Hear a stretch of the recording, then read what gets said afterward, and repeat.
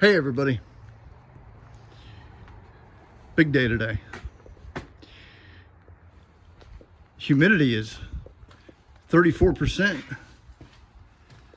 and it is 60 degrees.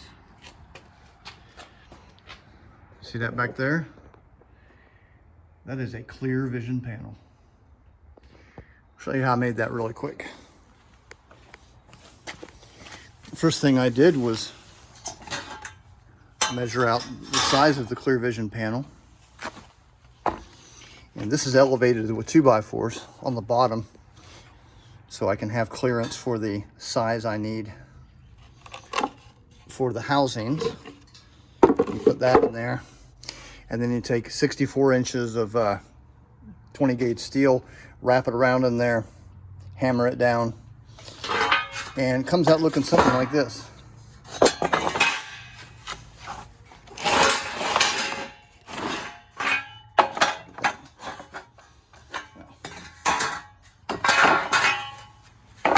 There we go. It's upside down. You get the point. The next step is because the canopy is round, you got to curve the thing.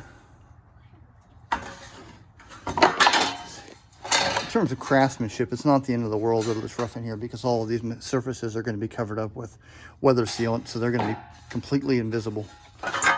But after I got this, it then goes up in the canopy frame. And then I cut, or not cut, but I bend at about 1.25 inches from the bottom. So these will wrap around and rivet onto the canopy frames. Let's see what I got up there. It's going to be one on either side. The one, of course, is right there, and the other is going to be right there.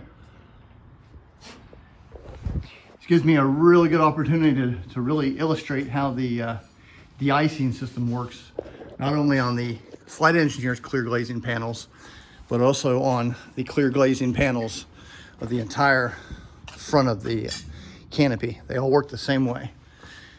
Difference is hot air travels up through the frames, whereas back here, hot air travels through two, or essentially going to be vacuum cleaner hoses, that kind of thing.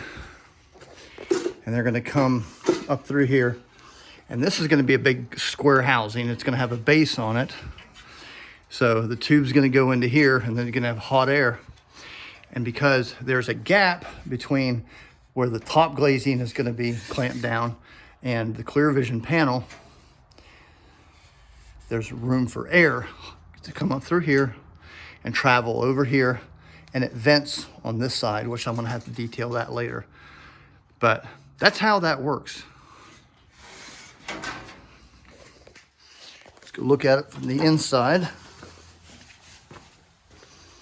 course, I had to take down my Flight Engineer's lighting panel to get to it.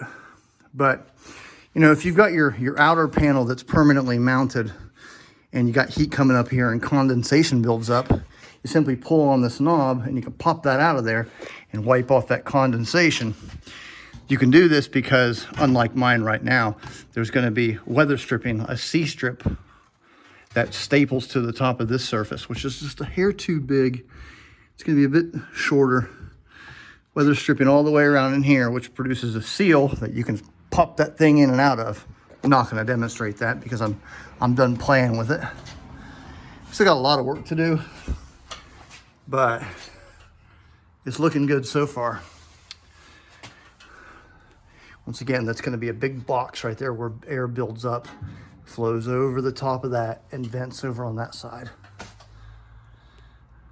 And one on that side too. But that's how that works. I think it's interesting that Convair actually made these clear. Not like you're gonna, you know, I don't understand if you're looking at the engines back there, why that has to be transparent, but I guess it's all in the details. But one of these guys will be on all of the clear glazing panels, all of these. Of course, I used to have them on the, well, there's one there now, made out of the wrong color of resin. But that pops out of there just like the ones back there do. All of these will have just pop right out of there, have that weather seal all the way around them.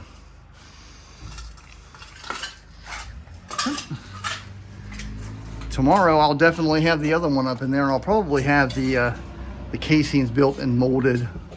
Then I'm gonna have like it goes like this to accept the duct. Goes back through like that.